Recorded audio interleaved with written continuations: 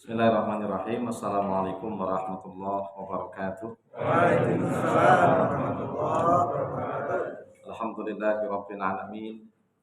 Wal 'aqibatu lil muttaqin wala 'udwana illa 'alal zalimin.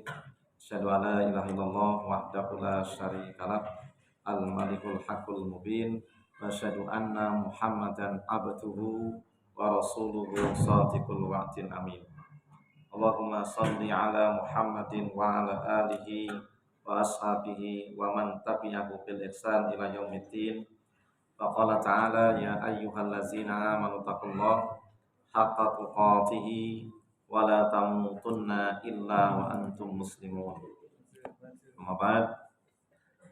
Bapak Ibu jamaah yang dimuliakan Allah Subhanahu wa taala, kembali kita akan mengkaji tentang itu orang-orang yang diringankan oleh Allah Subhanahu wa taala meninggalkan puasa namun wajib baginya qada.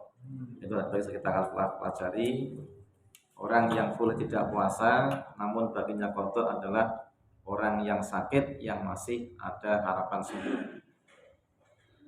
Sebagaimana Allah berfirman, A'udzubillahi minasyaitonir rajim, wa man kana maridan aw 'ala safarin fa iddatum min ayyamin ukhra. Maka barang siapa yang sakit kemudian dia tidak mampu atau berat baginya puasa atau menghambat kesembuhannya atau mempercepat daripada kemudharatannya, maka boleh tidak puasa dan baginya berbuka jika telah sembuh nanti kemudian mengqadha. Kemudian diterangkan sakit seperti apa yang diperbolehkan tidak puasa. Yang jelas ulama sepakat bahwa sakit yang dimaksud adalah sakit yang parah atau sakit yang diarani lara nemen. Kalau berpuasa maka akan menyebabkan bertambah sakitnya. Maka akan semakin berat bagi yang bersangkutan, bahkan bisa membawa kepada kebinasaan. Maka boleh tidak puasa. Meskipun dalam kitab Al-Mughni dikatakan semua sakit yang dikatakan sakit maka boleh orang itu tidak puasa. Meskipun panu, encok, kubis, kesleo dan sebagainya itu boleh tidak puasa karena keumuman ayat wa man kana minkum maridzan. Sehingga sakit apapun yang dialami manusia itu memperbolehkan dia berbuka. Ini pendapat juga diikuti oleh Imam Bukhari, kemudian Al-Qa dan juga kelompok ahli zahir atau Dawud al-Zahiri. Namun jangan dari mudahnya kita berbuka, tapi harus ingat kita harus mengqadha puasa itu. Dan mengqadha itu kadang lebih berat daripada puasanya. Tapi yang disepakati ulama adalah bahwa sakit yang dimaksudkan adalah sakit tadi, yaitu allati yakhaful marad isyam. Jadi akan tambah namanya sakitnya tambah parah gitu kan. Sehingga dia tidak puasa. Kalau dia puasa akan memperberat keadaannya. Demikian pula orang yang gampang menderita kehausan, dia tidak tahan kalau harus tidak minum lebih 2 jam. Nah, jadi kalau dia 2 jam tidak minum, lemes, maka tele-tele, maka boleh tidak puasa. Namun nak sudah sembuh, dia boleh mengqadha. Tapi jika nggak ada kesembuhannya, maka baginya fidyah. Jadi wong sing ora betah luwe, sing ora betah ngelak, nah, lebih daripada 3 jam dan itu membuat dirinya lemah. Ini kalau itu hanya beberapa saat maka dia qadha. Tapi kalau selamanya maka dirinya fidyah. Kenapa? Karena Allah mengatakan, A'udzubillahi minasyaitonir rajim, la taqtulu anfusakum innallaha kana bikum rahimah. Surah An-Nisa ayat 29. Jangan kalian membunuh diri kalian sendiri. Sesungguhnya Allah itu maha pengasih kepada kalian. Kemudian Allah juga mengatakan wa ma ja'ala 'alaikum fid dini min haraj. Allah tidak menjadikan agama ini menjadi kesulitan bagi kalian. Ini ayat yang ke-78 surah Al-Hajj. Jadi kalau Bapak Ibu mengalami keadaan nek ora kuat tenan ngempet ngelak, ora kuat ngempet luwe, tapi ya ditahan betul. Urung-urung wis ngaku luwe, ora ngaku ngelak gitu. Tapi kalau memang dia tidak mampu tuh lemes ngeblak gelele, berarti dia tidak termasuk orang yang mampu berpuasa. Nah, Bapak Ibu yang dirahmati Allah Subhanahu wa taala, bagaimana jika ada orang sakit namun dia merasa kuat berpuasa? Jadi bagaimana hukumnya orang sakit namun dia merasa kuat untuk berpuasa? Kadang awake dhewe ya ngono. Wah, iki ngodok iki berat. Lelek ngodok iku warung soto buka kabeh. Nek poso kan tutup separuh. Nek poso kan tutup separuh lawangnya. Nek sudah bolong lewat buri. Nah, tapi kalau puasa, kalau nggak puasa kan nggak tutup itu buka semuanya. Nah, lalu orang merasa berat mengqadha, kemudian dia nekat berpuasa. Gimana itu? Idza samal marid, apabila seseorang yang sakit itu tetap berpuasa dan meskipun memberatkan dirinya, tetap soha saumuhu, puasanya sah. Wong loro nekat poso dan ia berat baginya sebenarnya. Nekat berpuasa, posone sah. Illa anahu yukrahu lahu zalik. Hanya saja puasanya tidak disukai oleh Allah Subhanahu wa taala. Posone sah neng Allah mboten seneng. Alias basa Jepange Allah benci. Kamu sakit, tak wene keringanan, sing gawe ragamu itu adalah aku. Yang bikin kekuatanmu adalah aku. Aku yang menciptakannya, luwih ngerti timbang kamu yang diciptakan.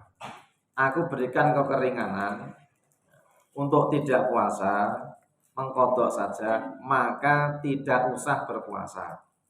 Neng bila kamu nekat, soalnya kowe wong yo nekat banget, dikandani yo ngeyel gitu kan, posomu tetap sah, tapi Allah benci, Allah tidak suka.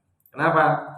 Li aradihi ala rukhsatil lati yuhibbu Allah. Karena kalian tuh berpaling, menolak adanya rukhsah yang Allah berikan pada kalian. Allah suka kepada orang yang mengambil rukhsah. Ulang lagi. Allah suka kepada orang yang mengambil keringanan ketimbang sing nekat mengerjakan. Jelas? Nah, makanya kalau kita memang termasuk orang yang diringankan, maka ambillah rukhsah. Mungkin saat Anda tetap berpuasa, ya ora apa-apa. Neng mungkin akan mengurangi fungsi salah satu bagian tubuh kalian yang kalian tidak menyadari saat itu. Mungkin saat ini rapopo. Neng 3 tahun kas itu ginjalnya bermasalah gitu. Makanya yang diberi keringanan atau rukhsah maka sebaiknya diambil saja. Nek dipenak negosi Allah, niku mang tampi mawon. Ora sah nekat lan ngeyel-ngeyel. Bahasa Jepang ojo kemaki. Ojo kemaki. Jadi mengambil rukhsah itu lebih Allah sukai, lebih Rasul sukai ketimbang kita tetap melaksanakan azimah atau hukum yang asli, ketentuan yang sebenarnya dalam keadaan kita menderita sakit. Kemudian memang ada pada masa Nabi itu sahabat yang sakit, ada yang tetap berpuasa, ada sebagian yang berbuka. Nah, kenapa? Meskipun mereka tidak ikut fatwa Rasulullah. Artinya apa? Artinya memang puasanya tetap sah meskipun Allah tidak suka. Nah, berkata Hamzah al-Aslami, ada seorang sahabat namanya Hamzah al-Aslami. Ya Rasulullah, tuh kanjeng Nabi, kula niki senajan sakit kula kuat siam. Napa angsal kula niki siam? Faqala Nabi mengatakan, iya rukhsatun minallahi ta'ala. Faman akhadha biha fasanun. Berbukanya kalian yang dibolehkan untuk kalian itu merupakan keringanan yang Allah berikan pada kalian. Maka barang siapa mengambilnya, maka menjadi kebaikan baginya.